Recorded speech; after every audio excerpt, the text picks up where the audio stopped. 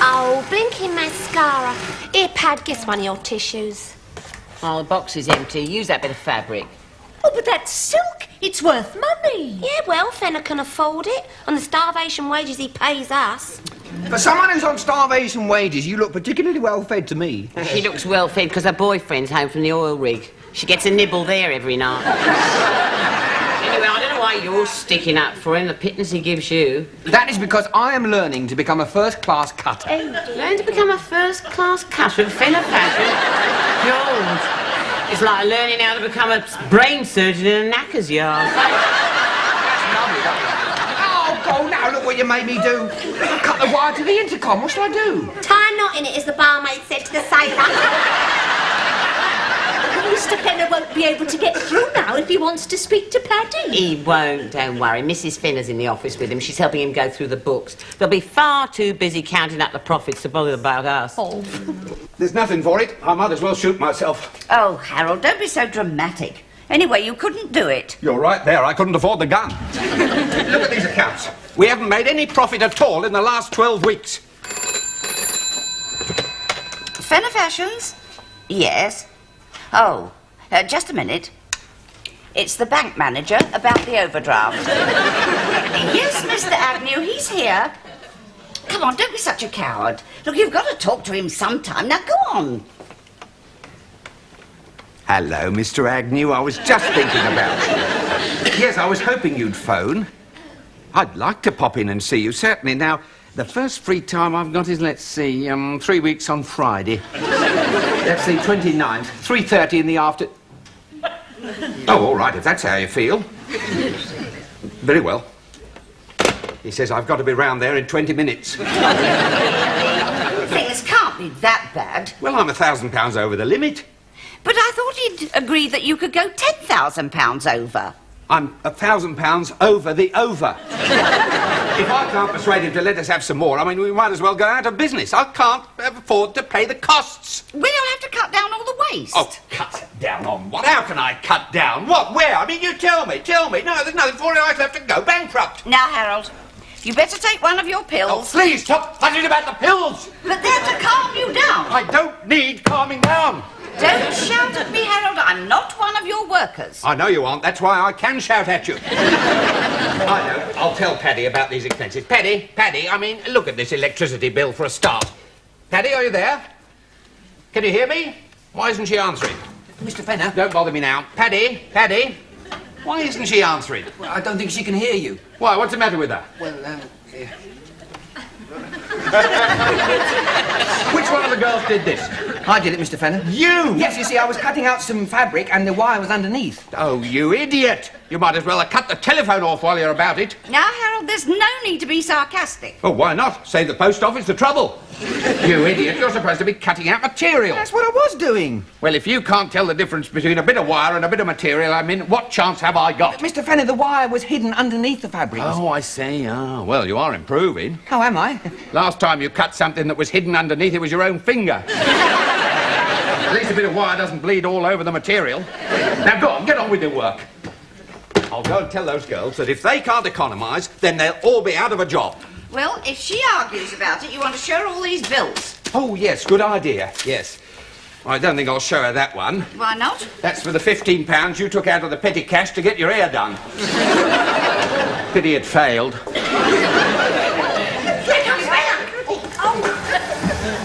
Paddy, girls! Stop, please, stop! Girls! Stop! I don't know why it is. We've got a shocking record for productivity, but every time I walk through that door, you're all working like mad. It doesn't make sense. Here we go again. If we don't work, you grumble. If we do work, you grumble. Is there no way we can satisfy the management? Oh, hello, Mr Fenner. I thought I heard your voice. How very nice of you to spare the time to pop out of the restroom to say hello. Well, I was in there fixing up my face. You go into the restroom to do that? Yes, do you mind if I go back and finish off? I don't think you've got time, dear. It's after 10 and we close at 5. All right, then, I'll stay here if you don't mind me looking a mess. I don't mind you looking a mess, dear. It'll match the work that you're turning out. Now, girls, I'm here to tell you that we in Fenner Fashions are facing a point of crisis. Every week we are spending more than we are earning. Costs are rising at an alarming rate. We've simply got to cut down. Now, we don't need all these heaters on for a start. It's much too warm in here. Oh, just a minute, Mr Fenner. You can't cut down that heating. Why not? The Factories Act is quite clear. It must be at least 60.8 degrees in here, otherwise I'll have to tell my brothers to stop work. It's 65 degrees, it says so. Yes, well, that's because the thermometer's high up on the wall. The heat rises. And I'm sure the ceiling's boiling. It's very cold on the floor. She's right, Mr Fenner. My feet get freezing sitting here. By the end of the day, they've gone all white. Yes, mine as well. I find that very hard to believe. Oh, no, Mr Fenner, it's true. I'm always cold. You see, where I come from, it's much warmer. Yeah, you see, under the circumstances, Mr Fenner, it's cruel to keep this workshop below the proper temperature. After all, Jojo's used to a sunny southern climate. Paddy, I know Brixton is south of the river. But it's not exactly a tropical paradise. My feet are very cold now, Mr Fenner. Look, you can feel them. Go on, Mr Fenner. My bloke said it turns him on to feel my feet. I came in here to discuss ways of economising, not to indulge in an orgy of feet feeling. Now, Paddy, it's perfectly warm in here. The thermometer says so. You put your hand beneath that bench. There's no heat down there. In fact, I reckon that anything in this workroom below the waist is illegal. Paddy's right. The Factories Act says that the thermometer should be suitably positioned amongst the workers. Well, we're not halfway up the wall. No, but I soon will be if you go on like this. You're just being ridiculous. Not at all. The heat should be measured where it's coldest, beneath these benches. Oh, well, of course, if the union says so, you can all sit at the bench with thermometers stuck between your knees. You don't need that light on for a start. Oh, yes, you must have that. Why? Well, if that's not on, we can't read the thermometer. I've got to cut down on something. I mean, there's just this terrible wastage all over. Look at this waste bin. It's full of those collars you were making for the blouses. I mean, why are those in the waste bin? I couldn't pass them. They're not perfect. Just as well for you. You wouldn't never fit them onto the blouses you're making. This one's covered in jam. Oh, no, that's not jam. That's marmalade. Marmalade? You eat marmalade at the workbench? No, it's for breakfast this morning. It's my own homemade marmalade. You see, when I was making it, I was stirring it, then the baby started crying, then my old man lost his temper, and so I had to leave it alone, and it got all drippy. You should have put more sugar in it. No, that would make it syrupy. What she should have used is pectin. Oh, no, my mum uses gelatine. It's much Look, better. girls, I'm not conducting an in-depth investigation into Olive's preserving techniques. I'm trying to make garments, not marmalade. Look, this one's got lipstick on it. Oh, that was me, Mr Fenner. It was the first one I made properly, and I was so pleased I gave it a kiss for luck. I mean, what chance have I got of making a living? I mean, how can I be expected to survive? I mean, look what you've done this morning. 9 blouses, and you're supposed to have turned out 2 dozen. What have I got to get you girls to produce more? Well, Mr Fenner, I'm quite willing to negotiate a productivity deal with you like the miners got. I wish I'd got the miners working at this bench. They'd make blouses a lot cleaner than you lot do. No, I don't know why I bother. I mean, it's just one headache after another. Harold! Here comes the biggest headache of the lot. Harold, you must go. You don't want to be late for the bank manager. No, dear, no, I don't want to be late for the bank manager. And you must take a pill before you go. No, please don't start fussing about the pills. Harold, the doctor told me to insist. Now, there you are. Go on. What a marriage. She wears the pants and he takes the pill. Never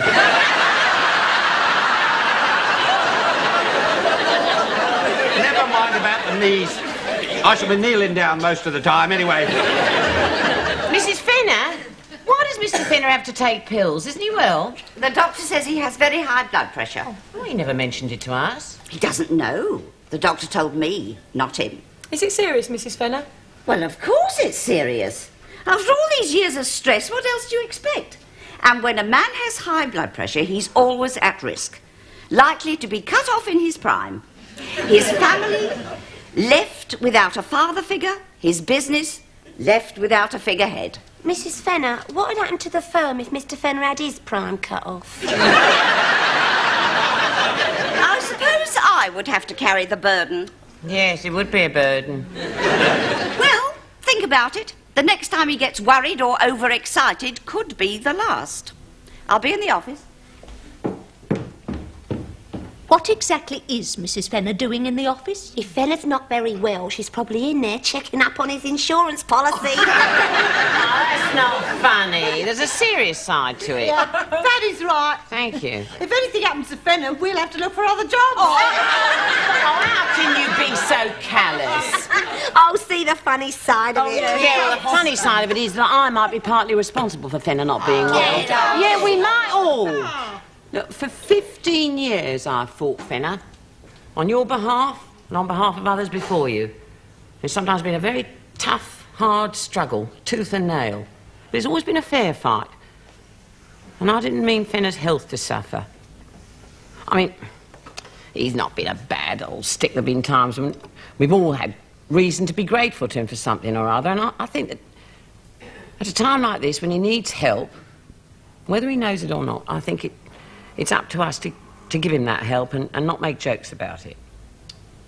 Yeah. He's not a bad old stick. No, he's not. Sorry, Pat. What can we do, Paddy? Well, if this high blood pressure's been caused by stress and worry, then it's up to us to take away some of that stress and worry. And that means we have to work a lot harder. What?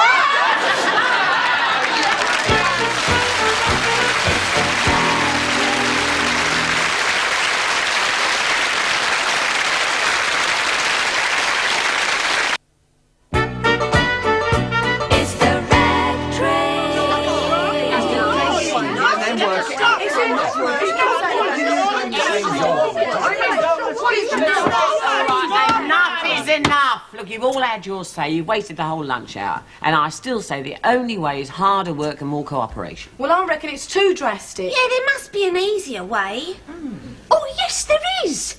My little doggy had high blood pressure because he was fretting. Did you give him some pills? Oh, no.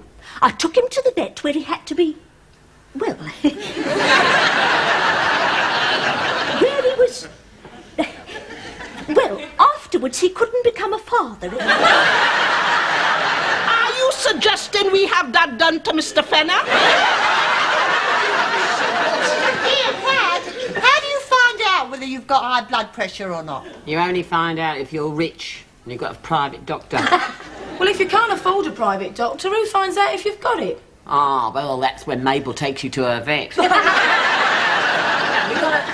We've got to see that Fenner isn't under stress, and the only way is to work harder. Right. Well, I don't see why I should work harder.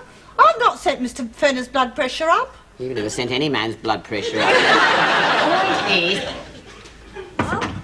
Girls, I just popped in to say I'm back. Oh, how'd you get on with the bank manager? Fine, fine. Mind you, it wasn't easy. Mr Agnew went all the way through my balance sheet and he said there was only one item he was prepared to accept as security for a further loan. What was that, Mr Fenner? Me. You? Well, obviously, he realises that without my expertise, my knowledge of the rag trade, this firm would have to close down.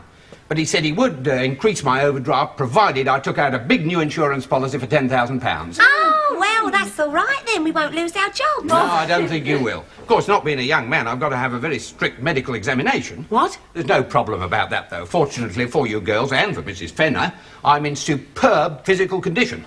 So there's no need to worry. When is this medical, Mr Fenner? 2 weeks' time. So get back to work. Yes, well, there's 2 more minutes break yet. It's amazing. I can't believe it. How can a man look so well, be so ill, and not know it? Well, he soon will know it. Here, if that doctor sees him how he was this morning, well, he'll never pass his medical. Yeah, and if that doesn't finish him off, the bank manager will. And then Fenner Fashions would have had it. The bank bank might let Mrs Fenner carry on. Oh, no, if she takes over, I'm not staying. Never mind all that. Think of poor old Fenner. Look, we've got to make life easier for him. And apart from us all working harder, it's up to each and every individual to make an effort for him. Well, I'm willing. Oh, what can you do to bring his blood pressure down? Well, for starters, you can put those away. He's right. Sexual excitement is very bad for men of his age. Oh, well, then my old man's all right. The last time I wore a blouse like that, he set his dog on me. Back to work. And remember, no aggravation for him. We've all got to be kind and considerate and nice. And hard work, right? I mean, I think that shock will do more harm than good.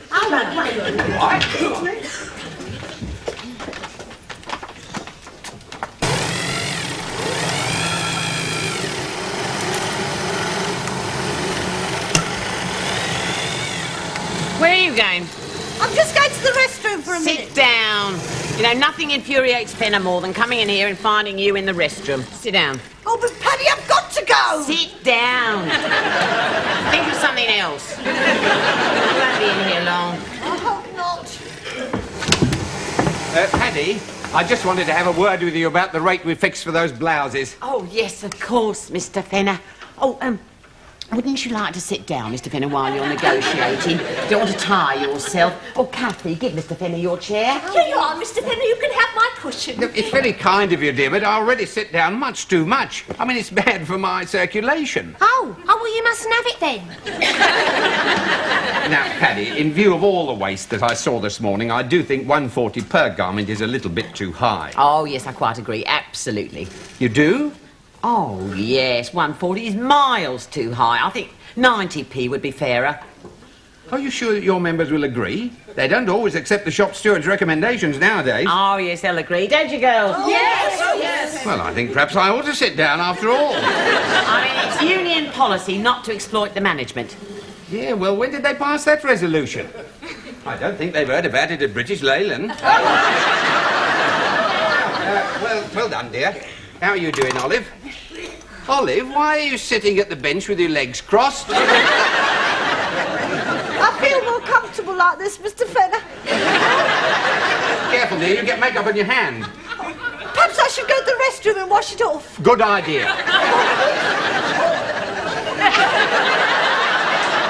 That's what I like to see, no hanging about. You know, Paddy, it's still a bit warm in here. Oh, yes, Mr Fenner, I've talked to the girls about that and we've decided that we don't need the heaters. Oh, well. Now, turn them all off, Mr Fenner. You know the union motto, one out, all out? Well, that's certainly a great relief. They cost pounds, you know, these heaters. Well, we just have to work harder. That'll keep us nice and warm. That's the spirit I like to hear. Well done, Olive. Well, I knew it was time for tea break. Try and keep it down to time. I was working out just now exactly how much it cost me to give you a tea break, and it made me feel quite ill. Did it? Oh, well, we won't have a tea break, will we, girls? No tea break? You've been fighting for years to keep that. There's another thing they fight for years to keep, Mr Fenner, but they have to give up in the end. Not to you, though. Look, I shall have to go because Mr Harvey's creating about his blouses. Yes, well, tell him the girls are working flat out and the order will be ready on time. We'll never believe that. Why not? That's what I always tell him. You know, I don't think Fenner will be around to pass his medical. Oh, why? What do you mean? Well, you're killing him with kindness.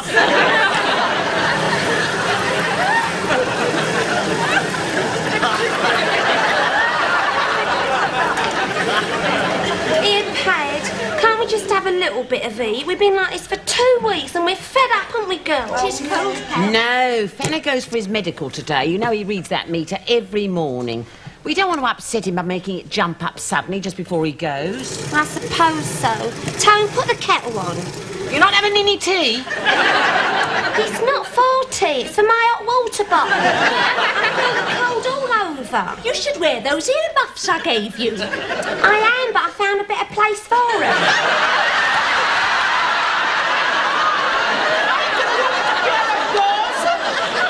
You've been doing a couple of tea cozies. You wouldn't feel the cold if you had a proper breakfast with a nice bowl of hot porridge. Oh, no, I won't have that. It might make me fat. That's quite right. You need 3-course breakfast. I do. Oh, yes, I can imagine your 3 courses. Black coffee, cigarette and a cough. Stop messing about. Get on with the work. Girls, I've just been looking at the meter, and I thought you'd be pleased to know that in the last 2 weeks, the electricity consumption has been reduced by 20%. Oh, And you're perfectly warm, aren't you? oh, yes. How's productivity? Oh, we've done 12 blouses already today. 12! That's above the schedule. Well done, girls, well done. Got plenty of material there, Tony? Oh, yes, Mr Fenner. Good. You see, the girls have learnt the secret of productivity. Cut the costs, work harder. Yes. You know why they're doing it, don't you? Yes, well, no. Leadership. It's like Churchill during the war. It's a pity there aren't more of us in England today, I'm telling you. Yes, Mr. Right, now keep at it. Keep up the good work, girls. You're going for your medical now, Mr Fenner? Yes, I am. Oh, good luck, Mr Fenner. Well, fancy you remembering. I didn't think you'd give my medical another thought. You really are a marvellous bunch of girls. Oh, I do hope Mr Fenner passes his medical. Yes, we don't want to have to look for another job. No, because I can't think of anyone who'd have us.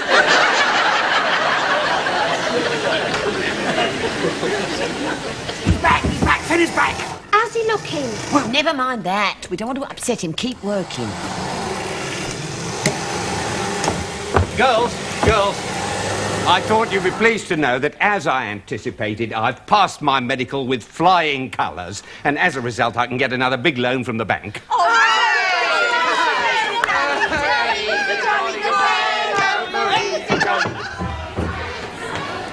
Oh, excuse me. You're all right then, Mr Fenner? All right, yes, of course I am, Paddy. Yes. Blood pressure all right? Blood pressure, yes. What gave the impression I might have had blood pressure? Oh, Mrs Fenner told us you were taking pills for high blood pressure. She said it was dangerously high. Oh, yes. Well, you see, Mrs Fenner is at a bit of a funny age, and she worries about herself, you know, her health. Quite unnecessarily, of course. Our doctor told her that I had high blood pressure, and she was to make sure that I always took these pills, you see, which are really sort of red Smarties. So that by worrying about me, it would take her mind off her own problems. You mean you've never had high blood pressure? No, of course I haven't. And it worked a treat. It amazes me how gullible women are.